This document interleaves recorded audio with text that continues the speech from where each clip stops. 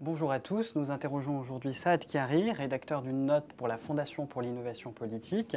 Saad Kari, finalement, on a parlé beaucoup au cours des dernières semaines de la place de la liberté d'expression dans notre pays et des relations qu'elle pouvait entretenir avec la confession musulmane.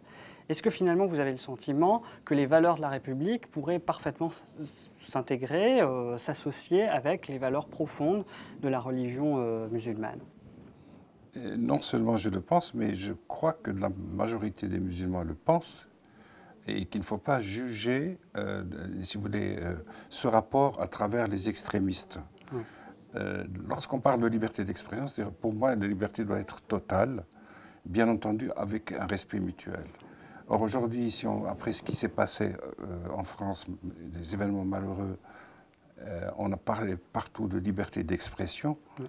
et donc qui est un élément sacré. De la même manière, les musulmans ou les religieux en général disent que pour eux aussi, leur religion est sacrée. Et donc on ne peut pas respecter le sacré d'un côté et ne pas le respecter de l'autre. Je crois qu'il faut arriver à une juste mesure, à savoir que tout en respectant les sensibilités des autres, garantir la liberté totale d'expression. Et juste une anecdote, vous savez, au 8e siècle, Oui. À Bagdad, on avait créé la maison de la sagesse, c'est-à-dire c'était une espèce de grande foire dans laquelle venaient s'exprimer tous les intellectuels, tous les philosophes, les mathématiciens, etc. Ça a été après développé en Égypte, ça a été développé dans plusieurs pays musulmans, où les gens viennent pour débattre, exposer leurs idées. Et après, donc, on arrivait à faire des synthèses qui ont donné des éléments extraordinaires au plan de la culture universelle.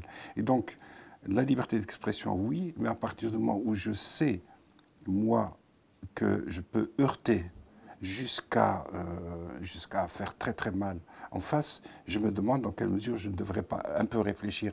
Je ne fais pas allusion explicitement à ce qui s'est passé à Charlie Hebdo.